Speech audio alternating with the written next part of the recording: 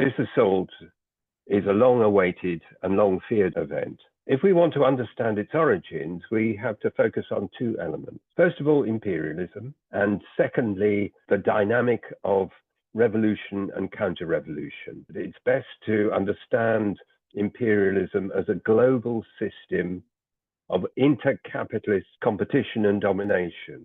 Or to put it another way, it's about the way in which a handful of the big capitalist powers compete with each other in order to dominate the rest of us. So there's the, if you like, the entrenchment of capitalist domination of the world and exploitation of workers in particular, and there's the conflicts that exist between rival capitalists. Now, the Middle East has been a strategic region for imperialism ever since the start of the 20th century. Why then? Because it became clear that there were huge reserves of oil in the region, just as oil became the key source of energy, particularly mobile energy, moving things, moving ships, moving planes. Oil became what one author has called a strategic commodity. In other words, a commodity that if you controlled the access to it, you could exert a lot of power over other capitalist states. So it's been crucial for the dominant imperialist power to dominate the Middle East. And we see this before the First World War, with Britain in particular seizing control of the oil of Iran through a corporation that was then known as the Anglo-Persian Oil Company. Now it's called BP, in order, for example, to provide oil for the ships of the British fleet, the key source of British military power at the height of British hegemony over the global capitalist system.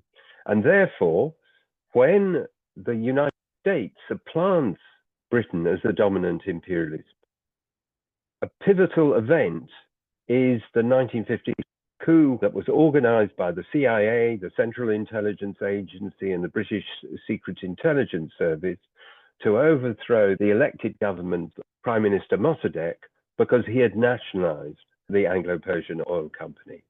As a result, they got rid of Mossadegh and installed the Shah of Iran, Reza Pahlavi, as an autocratic ruler, but it was now the US that was the dominant imperialist power. He became a crucial ally of Western imperialism. In the early 1970s, the US President Richard Nixon unrolled something that came to be known as the Nixon Doctrine, which was that the US, despite its defeat in Vietnam, would continue to exert domination in the different regions of the world through close allies. And in the Middle East, the key close ally was the Shah in Iran. To some extent Israel, but more the Shah in Iran.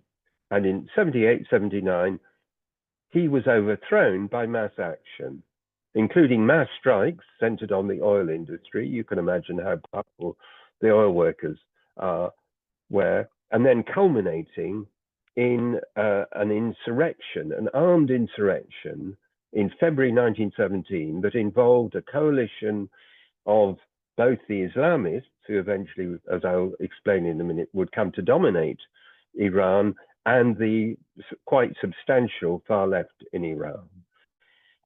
I can remember an Iranian comrade describing how they stormed the barracks to get the weapons that they used to overthrow the Shah. And that was a tremendous blow for US imperialism. And the current US president, Jimmy Carter, had a doctrine of its own, which said that the US would use force in order to make sure it dominated the Middle East, in particular the Gulf area, including Iran. And the US has applied that doctrine many times since.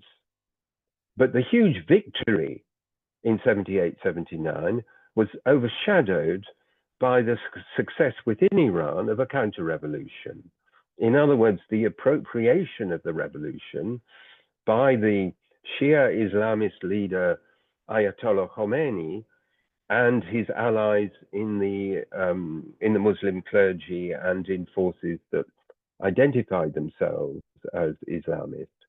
Now, Khomeini was a clever politician. He presented himself as the champion of the poor and oppressed. So he tried to, and succeeded in outflanking the left. How exactly he did it, I don't have time to talk about. There's a new book by John Rose, which is an excellent chapter on what happened in Iran.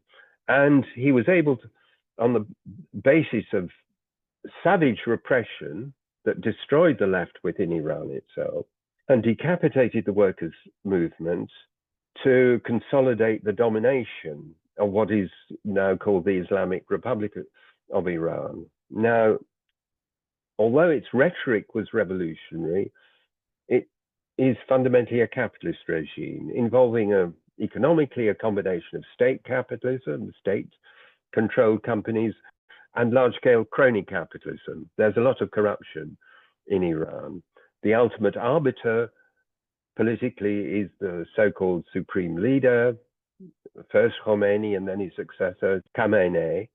But it's a complex system which helps to explain why it survived, involving a highly regulated and restricted but real form of electoral democracy, which allows conflicts to be expressed and fought out, but within the framework set by the dominant ideology and the dominant power relations. And you have in Iran a very vibrant society. Anyone who's seen some of the brilliant films that have come out of Iran in the last generation will know that. But a society where any challenge to the political status quo is crushed. For example, the so-called Green Movement in 2009, and in the women's movement of 2022-23 after the murder of a young woman, Mahsa Amini. So we have a repressive capitalist regime within Iran, and externally, the regime tries to continue the kind of sub-imperial role, the role of seeking to dominate the region that it was begun under the Shah. But it does so under the banner of the Islamic revolution and of defying both Israel and in particular US imperialism, the so-called Great Satan. And we see this unfolding in time, in some ways, for a long time with great success. There's an 8-year war in the 1980s between Iraq and Iran, in which the US encourages the regime of Saddam Hussein, who later became the US's great enemy, to try and destroy the revolution, which is unsuccessful. Really, neither side wins the war, but the regime survives.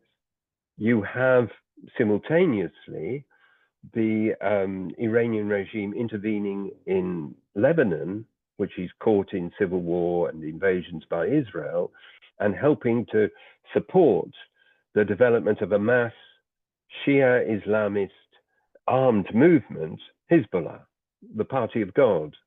The dominant ideology is some version of Shia Islam in most of these movements, but it plays a political role of mobilization, and particularly in the case of Hezbollah, of confrontation with Israel in its attempts to dominate Lebanon.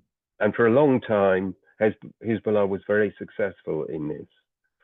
You have the Iranian regime taking advantage of the disastrous invasion of Iraq by the United States and Britain in 2003, in particular to ensure that political forces coming from the Shia Muslim majority in Iraq, who had been oppressed by the Saddam Hussein regime, should be politically dominant. So it's one of the great ironies of recent history. The US overthrows Saddam Hussein in the hope of consolidating its control of the region, but it actually effectively hands Iraq politically over to Iran. You have Iran's intervention in the Syrian civil war, where, along with Russia, it helps to ensure that the Assad regime survives that civil war. And it also gives support for the Houthis, the Houthi resistance movement in Yemen, and of course for Hamas in Palestine. And the result is what is known as the axis of resistance. In other words, a set of alliances which serve simultaneously, or so they thought, as layers of protection for Iran, and also of influence in the rest of the region. And you have running through this a strategy towards the US and Israel of no peace, no war. In other words, the Iranian regime seeks to block the initiatives of the US and Israel, but not directly to confront them. And this reflects the fact that the leaders of the Islamic Republic are searching eventually for some sort of confrontation with US imperialism.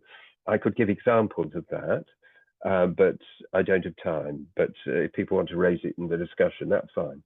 The problem is that since the 7th of October 2023, the Hamas attacks on Israel across the barriers separating Gaza from Israeli territory, the Iranians and their allies have been confronted with an Israeli government dominated by the far right and fascists, as we know, that is confident of the so-called ironclad support of the US. That's what Joe Biden said, but we see that Trump is continuating. That's also confident in its military capacity for extreme violence, and that is also seeking to spread the war from Gaza in of what is essentially the phantom of security. In other words, Netanyahu says to the Israeli people, if only we smash Hamas, if only we smash Hezbollah, if only we smash Iran, then we'll be safe. But it's an illusion.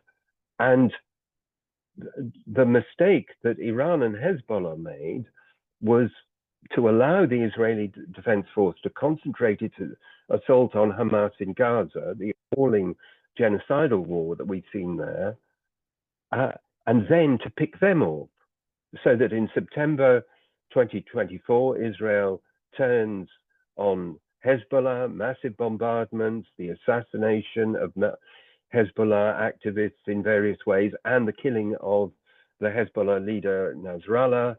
Then we have the fall of the Assad regime in December 2024, which wasn't sought by Israel. The fall of Assad was great from the point of view of the Syrian people, but Israel exploited it, not just to seize territory, but also to destroy the missile defenses and so on that Iran and Russia and so on had installed in Syria that could help to defend Iran. And that's the context in which Iran itself has been subjected to the Gaza and Lebanon treatment. Not, of course, with the same intensity as what's happened in Gaza. We're not talking about a genocide. We're just talking about very brutal and indiscriminate bombardments. Why did Netanyahu launch this attack? Partly, he's wanted for a long time to attack Iran and to take out its nuclear program, falsely claiming that for years and years and years that Iran was about to develop nuclear weapons. Why? Because the only regional nuclear power is Israel, and he wanted to preserve Israel's monopoly. Secondly, because if you look at what he's been doing, he's been pursuing a policy of violent fait accompli. I don't think Biden told him to commit genocide in Gaza. He started it and then essentially said to the US, what are you going to do about it? Similarly, he, enabled by US and all the supplies from and technical support from the US, initiated the attack on Lebanon and presented Biden with a fait accompli. He's doing the same to Trump, but in Trump's case, he also wants to draw the US directly into the war, partly because of the reinforcement that will give to Israel's acting as the regional kind of strong power, the regional bully, but also because only with the weapons the US has, these huge bunker buster bombs, do they have any hope of destroying Iran's nuclear capabilities. This leaves, if we just look at the level of bourgeois geopolitics, This leaves the Iranian regime in a dilemma. If it extends the war beyond Israel, it provokes, on the one hand, US retaliation, and on the other hand, isolation from the Gulf states. Because one other way in which Iran's position seemed to be getting stronger was that it was re-establishing friendly relations with the local powers in the Gulf, particularly Saudi Arabia and UAE. So they will be much more isolated if they seek to extend the war beyond attacking Israel to attacking, I don't know, tankers in the Strait of Hormuz or some of the US bases in the region. But if it doesn't extend the war, then it's going to be defeated. Now, Netanyahu talks about regime change. I don't think they have the capability of overthrowing the Islamic Republican regime, partly because it's got, for all its repressive character, deep roots in sections of Iranian society, but also because Iran is a country of 90 million people. Compare that with Afghanistan in 2001, 20 million people in Afghanistan. Compare that with Iraq in 2003, 26 million people. Now, we know the US lost both those wars. A ground war in Iran would be, I think, a catastrophe for the invaders. And Trump himself is under pressure from the Gulf allies who don't want the war to carry on. They're very frightened of it spreading. And also from his own base. Trump promised to end forever wars. Now he's threatening to get into, what can we call it, the mother of forever wars with Iran. Steve Bannon, one of the key organizers of the MAGA base in the Republican Party, says any ground troops in Iran would tear the US apart. Final point, where should revolutionary socialists stand on this? First of all, obviously, we have to oppose this war. It doesn't mean that we support the Islamic Republican regime in Iran, which has a terrible history of oppression and repression and the subordination of the interests of workers and the poor and of the different nations that actually compose the Iranian state. But we have to be very clear that this war is a continuation of the Israeli war against Gaza and more intermittently against Lebanon. This is a continuation, an extension of this genocidal war. I mean, the hypocrisy of the Israelis, the outrage about the hospital that was hit in Beersheba, although no one was killed, when they have devastated every hospital in Gaza and indeed some elsewhere in the West Bank, killing hundreds, thousands of people in the process. We have to be against this barbarous war and against any attempt. Starmer is wriggling. You can see he's wriggling. On the one hand, he says to Trump, you know, don't go into Iran. But he also says, well, we're sending assets, military capabilities, more military capabilities to the region. So, because he doesn't want to be left out if the US does jump into the war. So we have to be absolutely against all that. But we also have to think of a longer term solution. And I think the longer term solution is in terms of the theory of permanent revolution that Leon Trotsky formulated.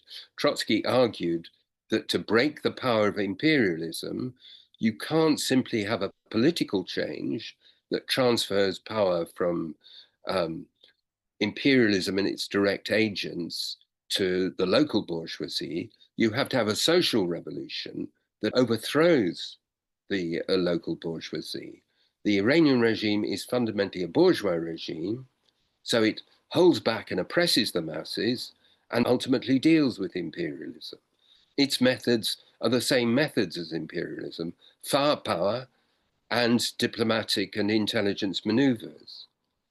We have to look to a different kind of power, the social power of the working class, not just in Iran, but throughout the region, in Egypt, in Jordan, in Turkey, all the different working classes of the region, and more broadly of the oppressed, and look to how the social power of the masses of the region can be turned against both the local ruling classes with all their corruption and brutality, but also against Western imperialism and its Israeli watchdog. We got glimpses of that potential in the Iranian Revolution at the end of the 70s, and also at the height of the Egyptian Revolution in 2011-12.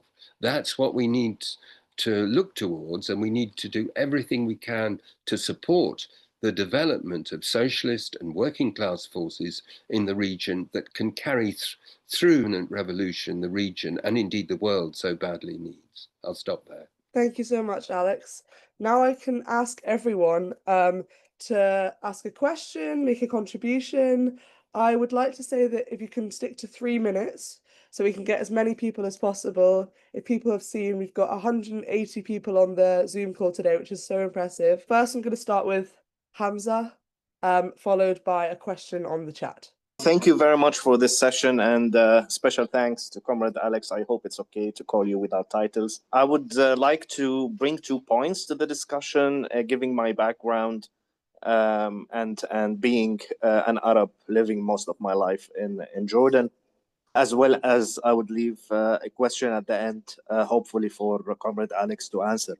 The first point that I would like to bring the attention to, following especially the last point that Comrade Alex brought, the necessity and the need to actually have a socialist, organized socialist force in the region to actually complete a national liberation movement to achieve its goals. Unfortunately, looking at the history of the region, I think the majority that have any interest in political and economical liberation for the region from the Western imperialism would consider today both the Iranian regime as well as the other Shia groups in the region, as well as other Muslim groups, regardless if it's Shia or not, as a national liberation movement. Unfortunately, although it is not in the similar ideology that we are in, and actually me personally, I would consider it as such, basically because of what happened in the past 50, 60 years, starting with the national movements that happened and occurred in the 50s and the 60s that were demolished, as well as the communist movements that were attacked both via the nationalists, the Arab nationalists, as well as the Islamists. So I would say there was a void that they capitalized on and actually managed to be the only region at this point, or the only country at this point, that actually is trying to detach themselves from the Western imperialist powers. And this is important to give a little bit of context to what's happening in the region. The other point is, apparently, at least my understanding, and correct me if I'm wrong, it seems that Benjamin Netanyahu and the Zionist lobby extremely forced the West to a place of no return. They initiated a war they cannot finish.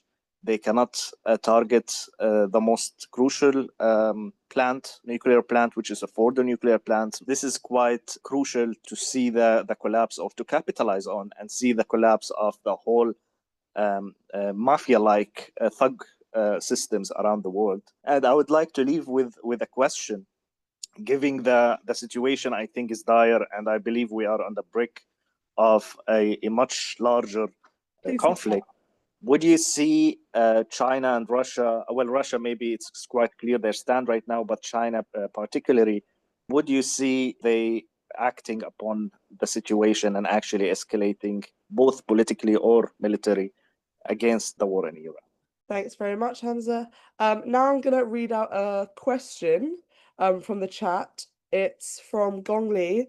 And the question is, can Alex expand more on the contradictory nature of religious utopianism and capitalist modernity?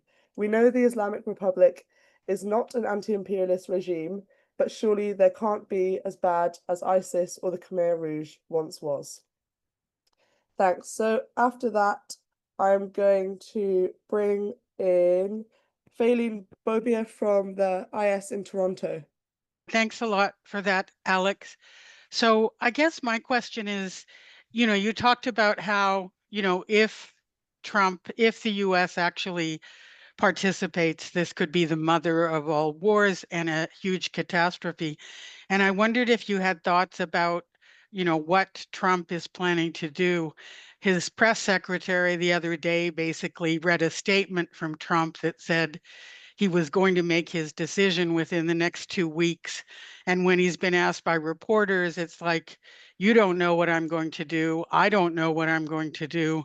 And I'm wondering what is in it for Trump and the American ruling class if they actually go ahead with this. If you look at what happened in the US last Saturday, June 14th, the No King's Day, Americans turned out, I think the estimates are between 5 and 9 million people across the United States against Trump, against the lack of democracy, and the pathetic sort of birthday military parade thing, was a complete failure.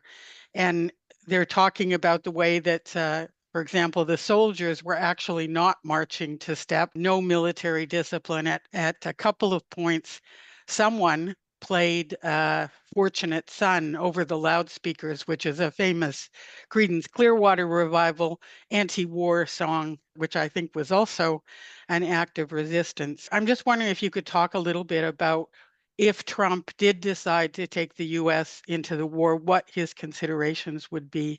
And I just wanted lastly to mention this Sunday in Toronto, where I am, there's a 3-hour teach-in on the Sunday organized by Labor for Palestine and the Palestinian Youth Movement that several comrades will be at.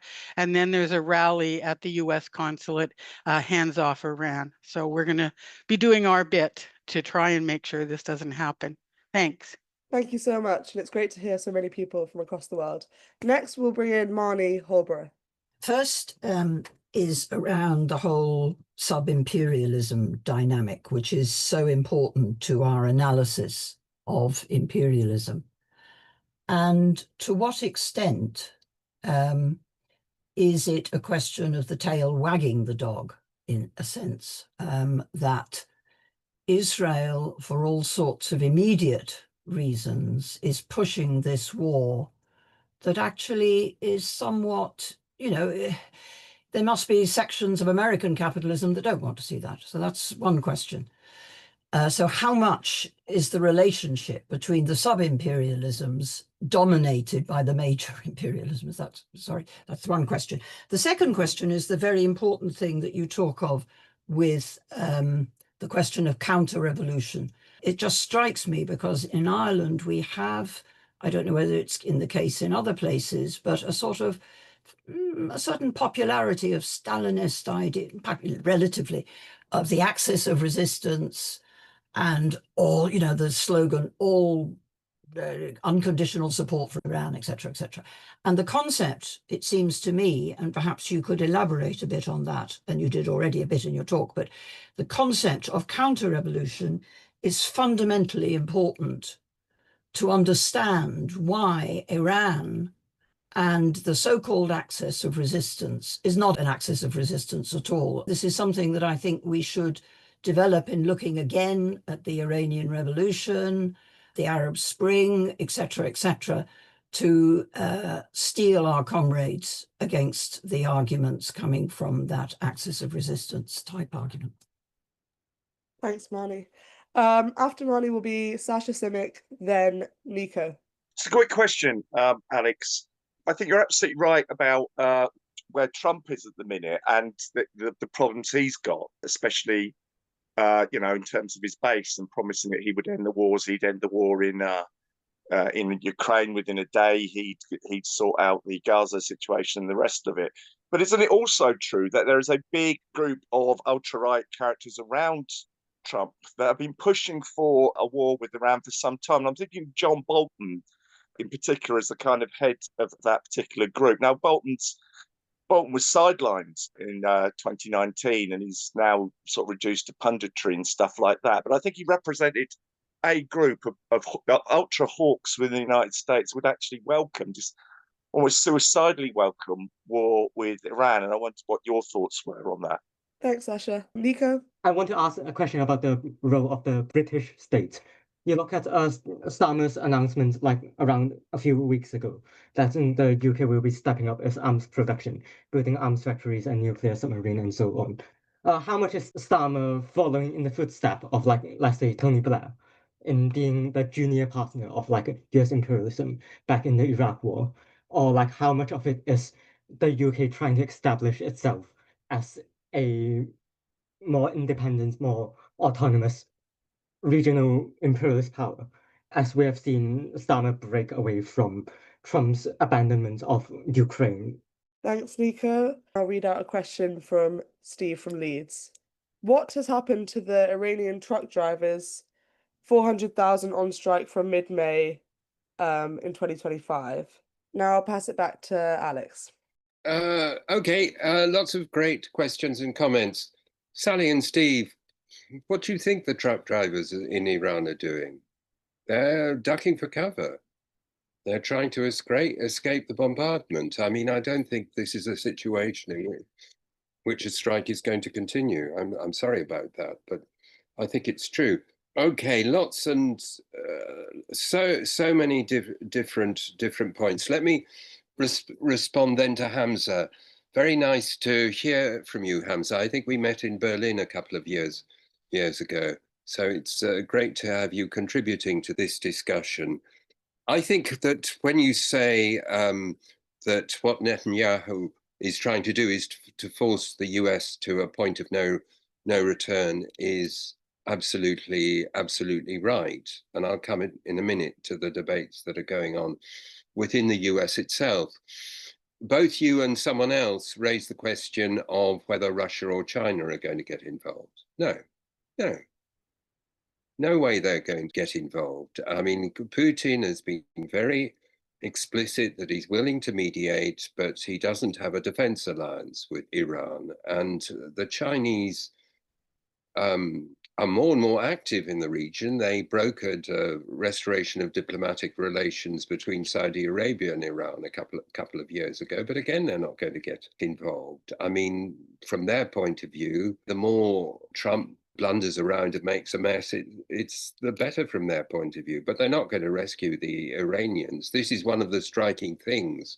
I mean, Marnie was talking about the people who have illusions in the axis of resistance. The axis of resistance wasn't an axis in the sense that no one came seriously to anyone else's aid, with the great and admirable exception of the Houthis, who, you know, continue to lob missiles and drones and so on in solidarity with the people of Gaza. But they're a relatively marginal player, and they're the exception. And what has happened within the axis of resistance is also true of Russia and China. Remember, Russia, all they did for Assad was give him a plane to Moscow. They're not getting involved. I think their line is let America make as big a mess as possible. Then there are questions about what the US is up to, and the American ruling class is divided over, or has been divided over, how to handle Iran. There are people like John Bolton, who broadly can be seen as part of the neoconservatives who developed the strategy of the George W. Bush administration. Remember how successful that was. Who want a settlement of accounts with Iran, a forcible settlement. But that's not the unanimous view. On the one hand, you have people like Obama, when he was president, who negotiated a nuclear deal with Iran and created a temporary stabilization of the situation, which Trump then turned over. On the other hand, you have a substantial section who are, particularly in the Republican Party, I'll come back to the American left in a minute, but if we look at the Republicans, there's very substantial opposition to getting the US involved in a war in the Middle East. So Mike Waltz was Trump's national security advisor. He was fired a month or 6 weeks ago, not really because of the mess he made with the, whatever it was, the Signal or Telegram conversation where they revealed all sorts of military secrets and so on, but more, as I understand it, because he was an Iran org. He was someone like Bolton, who wanted the US to help Israel in attacking Iran. He was pushed out, as I understand it, by people like Vance, who are against that. So we're talking about very profound divisions within the Republican administration, which reflect Trump's success in turning the failures of the liberal imperialists that include Obama, Bush Senior, Bush Junior, Clinton, and their failures domestically in economic terms, economic and social terms, but also externally in the geopolitical defeats that the US has suffered in recent decades, to turn their failures against them. So, yeah, Bolton wants to attack Iran, but Bolton, you know, ask Bolton about Trump. He's, you know, he froths at the mouth. So there's a very divided ruling class. So it's left to the whim of Trump. The philosopher Alistair McIntyre, who died recently, but for a while was a Marxist and indeed a member of our tendency, wrote in a book he published in the late 1960s that one of the things about late capitalism is often triviality and accident can determine very big things. And I think that's where we're at with Trump. You know, I'll decide in a couple of weeks, you know, who knows, you know, maybe I'll do this, maybe I'll do not. I mean, it's a crazy approach to geopolitics. The only comparison I can think with is with Kaiser Wilhelm II, the emperor of Germany before the First World War. He behaved like that. You know, maybe that's, I think what we're seeing with Trump is whim and triviality combined with basically buckling to the demands of the ruling class, you know, or the right wing of the ruling class. For example, over tariffs, you know, there's now the joke, taco, Trump always chickens out, particularly over the question of tariffs. So I suppose we should ask, is taco going to apply to war with Iran? It's impossible to predict because it's all to do with the psychology of individual. We can talk about the big structural factors, which was what I was trying to talk about, but then, you know, there is the really arbitrary element. I mean, I think Fellini's right. We're seeing the potential for the emergence of a very powerful movement of essentially progressive resistance to Trump's domestic policies. And the No King's Day demonstrations were massive. A friend of mine in Seattle, a very experienced labor historian, said there were 70,000 people out in Seattle itself and tens of thousands out in neighboring towns. That's just one part of the United States. This is a potentially very important movement. There's the incredible resistance in LA itself. But, and this is quite a big but in the context, there seems to be much less interest about what's happening in the Middle East. I mean, people are very angry about Palestine, and that helped to ensure Harris's defeat. But people aren't making the connections between what Trump is doing domestically and the very dangerous game he's playing in the Middle East. Maybe that's partly because it's all so whimsical on Trump's part, but it's a big mistake, I think. I'll leave it there. Thanks very much, Alex. Now for our second round of questions, we're going to go to Jawad Hussein, followed by Sean for now. I've got three questions. First, on the kind of resistance on the left to Trump. I know in New York recently, there's been a socialist, sort of progressive left candidate for the mayoral election coming up quite high in the polls, Zoran Mamdani. I was wondering if, is this a good sign? Is this like a sort of sign of resistance against Trump on the left, or is this just like another reformist project that might just go down in the dirt and in the works? The second question is actually concerning Pakistan. Trump and one of the military leaders in Pakistan met fairly recently, talking about trade deals and the whole ceasefire agreement that Trump organized with India over Kashmir. However, there were talks about Iran in that. So I guess the question is, seeing that this war getting involved, America would be quite suicidal in going into it, is this something of a way to try and recruit Do we think we're seeing Trump try and bring other Muslim world leaders into the fray, try and stave off? Because I mean, we've seen Egypt brutalize Palestine, pro-Palestinian protesters trying to march to the Rafah border and deport them. We've seen Jordan defend Israel's airspace from Iranian missile attacks in the past. So I think just kind of wondering on that, considering Pakistan is a nuclear power in itself. The third and final question is, when it comes to trying to combat the sentiments in the pro-Palestinian movement about support for Iran, because a lot of people seem to feel like Iran's going to be a way forward to liberate Palestine. And I've seen many people in the Muslim community support Iran as a sort of only political Islamic figure. I feel like religion and ideology begins to blend quite politically. And as a Muslim myself, I find it quite hard to try and combat these points with people in my family, for example.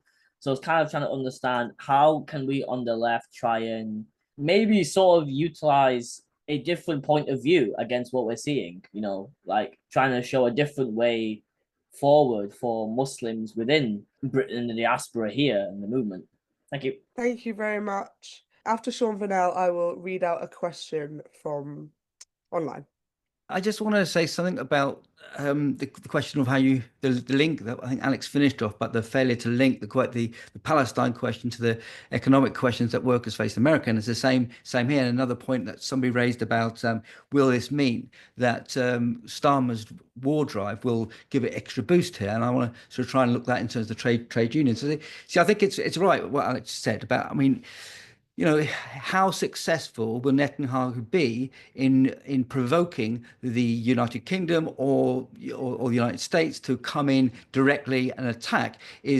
We'll no doubt have to see it, but it certainly is something in which is very, very worrying. I mean, the motion we passed at the TC conference 9 months ago was one to stop the escalation of war, and we won an argument on conference floor against the right wing, who clearly want more arms spending and didn't like the argument being put by us that said, look, clearly war is part and parcel of what is taking place at the moment, and more the tensions that take place. Look at the First World War, you look at the Second World War, different triggers might occur, but it's all the tensions that are created over a number of years that then create a really dangerous situation. And clearly what Netanyahu is doing is precisely that. The question for us is what we do about it. And I think we can approach perhaps the situation with more confidence than we have in the past. I mean, one, because the Palestine movement, tomorrow there's going to be a massive demonstration in this country once again, which is going to clearly demanding the end of genocide. And secondly, people do have memories. It wasn't so long ago that, the dodgy dossier and all the rest of the arguments being repeated once again here about the weapons of mass destruction were put, and we had to fight against and quite successfully tried to win amongst much wider layers of people. But I think that memory is real, both for a new generation who look at what's happening in Palestine and really don't think the argument which says, well, as Starmer has said, Netanyahu had the right to defend himself, is an argument to bomb Tehran and so on. So I do think we can approach, building a resistance to imperialism in this country, inside the working class, inside trade union movement, with some confidence. Of course, there are people who contest this. The trade unions leaderships inside Unite, inside GMB, who constantly fought for arguments around arms spending and increasing us, but with some success. We have also had some success at pushing that back. And that's why I think what we do on July the 2nd, where we called for a national day of action with all the forces that have been involved in the building as Stop the War movement, to say, look, on that day, we want everybody in work to do something, not just around Palestine, but saying no to war in Iran. And I think we can restart, we can hopefully get one of the bigger ones we have done in the past, building on the back of the mass demonstrations we've had in the past. The arguments about the separation between politics and economics, the industrial struggles that we face over wages and conditions are something which are part and parcel of the same fight as imperialism. It will quite clearly give confidence to Starmer to once again ratchet up the amount of money he wants to spend on arms. Any excuse will do to continue his war games. Thanks. So I'll read out a question and then I'll go after that to Brian Kelly. But the question is from Betul Delangenk. What are the possible consequences of the US bombing of nuclear facilities in Iran in terms of nuclear leaks and radiation, etc.? And then now I'll go to Brian. Off you go. There was a discussion a few minutes ago about the kind of divisions within the kind of Trump crowd between an older layer of neocons who are kind of, held in scorn by some of the MAGA crowd, and then a kind of kind of isolationist crowd within Trump's ranks who really want to kind of focus on China. But the third piece that I'm actually trying to figure out is, where does Netanyahu and the Israeli government figure in shaping, Trump's approach here? Because, I've been trying to read it. There seem to be two schools. One is that Netanyahu clearly panicked once the talks began with Iran, and kind of had a very, clear interest in seeing those talks fail. The talks went on for 60 days, and then on the 61st day, Israel launches this, the assault, the bombing on Tehran.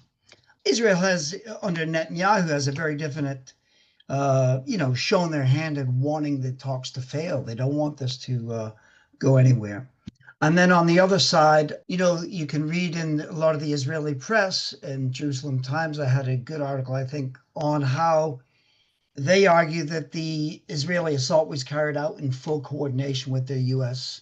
Allies. So I'm wondering where Alex thinks where's the truth in all that? Because they can't both be true.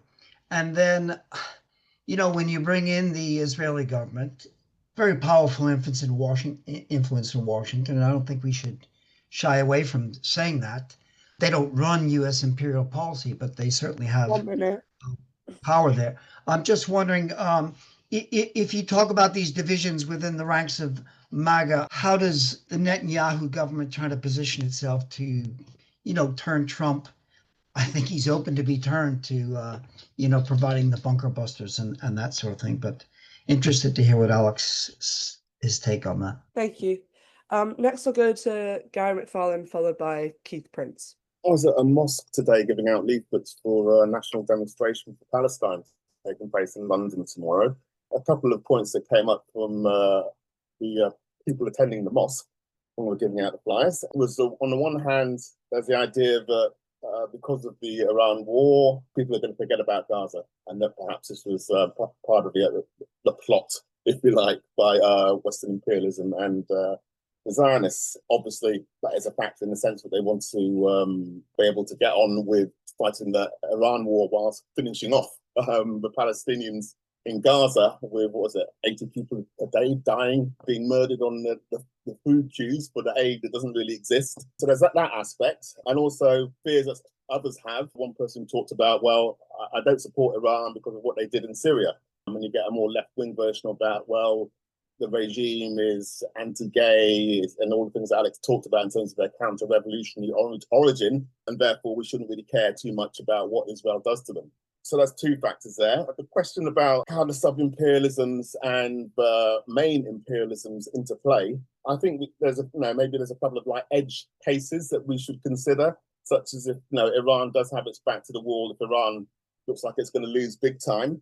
I'm not sure if that is going to happen, but anyway, if that did come to pass and then they shut the Straits of Hormuz, which could trigger a massive oil crisis and a massive economic crisis, but more broadly, it could 1 minute. Fears of the likes of China, but the hegemon is now going to be dominant for the next 50 years. That's to say the US and its allies, unless we do something. The Telegraph reports that there are planes going from Shanghai into Iran from the day the war started. I don't imagine they stopped, but what's on those planes? So they look like they were freight planes. I guess there's some material support going in. I get that they're not going to send in Chinese paratroopers, but they might be doing something behind in the background. And I remember saying that Russia would not invade Ukraine, and then Russia did invade Ukraine. So there's a big possibility of miscalculations. So if Alex could come back on that. And lastly, what if Israel has its back to the wall? I heard the far right in Israel talking about Hiroshima and Nagasaki. In other words, if they do have their back to the wall, they still can't get rid of or find the enriched uranium, which is buried in 16 different places, I understand, in Iran, so they can still build a dirty bomb, if not a proper bomb of a warhead. What's the possibility that Israel tries to go nuclear? After that will be Keith Prince. Thanks. It was said earlier on that China is not likely to enter the war directly in order to save Iran. But I was going to ask the question, the rivalry between the United States and China, does this factor into the US's approach to this, given that 90% of Iran's oil goes to China, which is the largest oil importer in the world? Iran sells its oil not in US dollars, of course, but in the Chinese currency. So that's basically my question. What, from the US's point of view, any action against Iran, how does that play into its rivalry with China? Thank you. Next, I'll go to Lawrence Wong. In this war between US, Israel, and Iran, socialists in Iran and abroad have no interest in calling for the defeat of the Iranian Islamic Republic of Iran. It seems to me that socialists in Iran, workers and abroad, should be saying that we are wholeheartedly behind the defense of Iran from US and Israeli aggression. How far future things develop, I have to add here, is I don't think the Americans or the Israelis are going to have regime change. Thanks. Next, I'm going to read out a question from Lou and Glenn from Gloucestershire. There has been a small but growing group in Israel opposing the attacks in Gaza. Will the war on Iran strengthen their opposition to Netanyahu or break it in a swing back to nationalism? As there's no other questions, I think it would be great to bring in Alex back to sum up. Yeah, he's got about five minutes. Thanks, everyone. 5 minutes to answer about 1 million questions. I'm not going to answer all of them, partly because it's impossible, but partly because some are just, they're interesting questions, but they're very speculative. I simply lack the technical knowledge to know whether or not the attempts to destroy the Iranian nuclear installations could produce radiation. I simply don't know. I'm skeptical about the idea of Israel going nuclear, even if they aren't able to destroy the installations, because, to be frank, they've enjoyed a series of spectacular victories, which hugely strengthened their position in the region. They don't mean that Israel is out of the woods. It'll be never be out of the woods, because it's founded on the dispossession and oppression of the Palestinians, and it won't eradicate the Palestinians, however hard it tries and however barbarous its policies. But nevertheless, we have to accept that the wars against Lebanon, the bombardment of Syria, and now the war in Iran have greatly strengthened Israel and underlined its military power. If it uses nuclear weapons other than in a situation where its security is profoundly threatened, then its nuclear possessions, its nuclear capabilities will become an issue in geopolitics. And this might be the kind of development that would draw Russia and China in, not to engage in a war or anything like that, but to put substantial pressure on the US and Israel about Israel's nuclear capabilities. So it's a classic thing with nuclear capabilities. You know, they're great, except if you use them, it's a catastrophe in more than one sense, I think, in this case. On the question of support for Iran or not, I think it's quite understandable both that many people in and out of the Muslim community will identify with Iran as someone who at least is hitting Israel, is causing damage to Israel in a situation where Israel has been able to blast the Palestinians and other countries with impunity. I also think it's understandable why some particularly political Sunni Muslims, particularly if they're supporters of the Muslim Brotherhood or influenced by it, will be very hostile to the Iranian regime. I agree with Florence. From the point of view of revolutionary socialists, the best outcome for this war would be if Iran defeated Israel. I mean, I don't think it's very probable, but that would be the best outcome. In other words, I'm for the military defeat of Israel by Iran. Doesn't mean I support the Iranian regime politically, absolutely not. It's a counter-revolutionary, highly repressive capitalist regime, etc., etc. But the best outcome in this situation would be for Iran to defeat Israel. And I think that's something that we need to be clear about. In agitation, it's more important to stress opposition to the war, opposition to British involvement, and so on and so forth. Brown Kelly essentially raised the question: how much were the US in cahoots with Israel in the attack on Iran? I think it's inconceivable that the US national security establishment didn't know what Israel was going to do. I think also that Netanyahu tipped the wink to Trump, and Trump, winked back. But I think it's true that, as Marnie said, there is an element of the tail wagging the dog. Since the 7th of October, on the whole, it has been Israel who has the initiative in the wars in the Middle East. Israel has been creating fait accompli that the US and the West more broadly, the so-called collective West, have gone along with.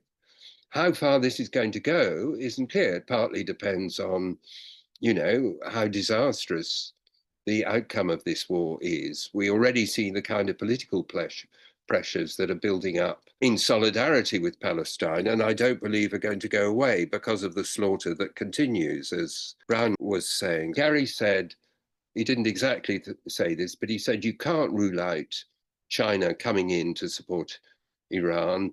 We didn't predict Russia invading Ukraine. I think they're questions of the engagement of Russian interests, including the ideological investment that Putin personally has in Ukraine being part of Russia, are very, very strong indeed. And that is critical to explaining why he took, in many ways, a disastrous gamble of invading Ukraine in 2022.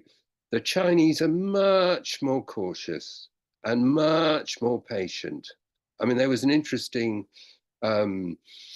video of a US security advisor saying the other day, where she said, she's completely committed to the interests of US imperialism, but she essentially said, we blunder in and start wars all the time. The Chinese, they're patient, they plan, they calculate, they do things slowly. I don't see China blundering in, and I think to these wars, and I think Russia just isn't in a position to blunder in, even though it has some power in the region.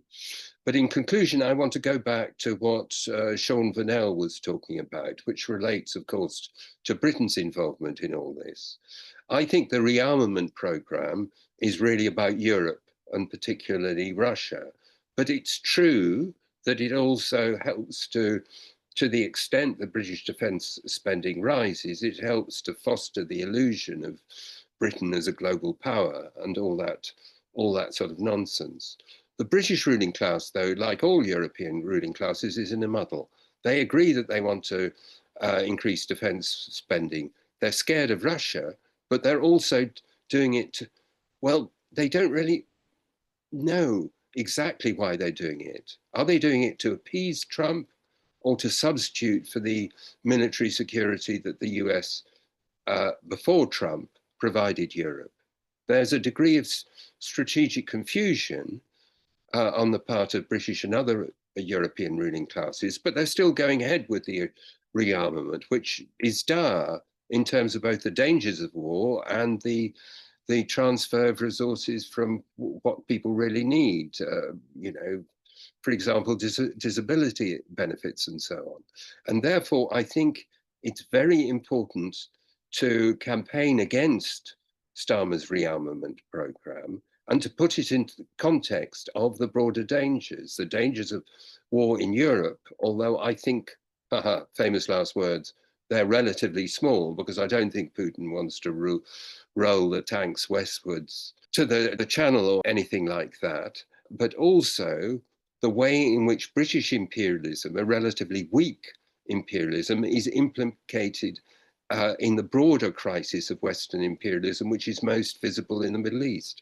So it's very important to build the anti-war movement, but the most effective way to do that is to build it in close connection with the Palestine solidarity movement, because we know for good, clear reasons that's what brings people on to the streets. Let's hope it brings people onto the streets tomorrow. There's a general strike in Italy by a left union, COBAS, today in solidarity with the Palestinians. These kinds of actions are extremely important, and the COBAS one is important because it involves workers in action, taking strike action, and I hope it's been very successful. So I agree with Sean, it's very important to take up the question of opposing rearmament and solidarity with Palestine on a larger scale, and particularly inside the organized working class movement.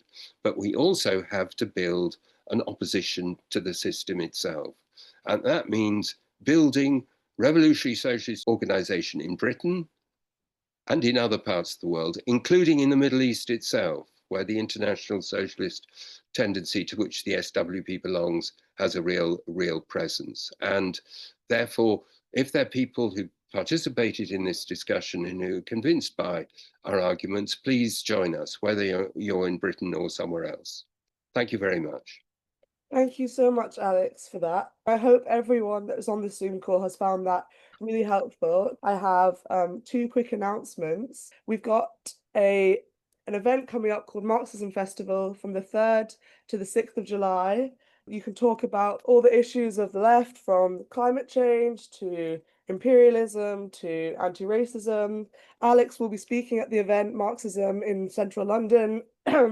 Alongside Alex will be names like Tariq Ali and Jeremy Corbyn. And then lastly, I hope to see everyone who's been on this call, if you're in the UK, at the National Palestine demo in central London tomorrow, meeting at Russell Square at 12 p.m. But thank you everyone so much for coming, and I hope this has been very helpful. Thanks.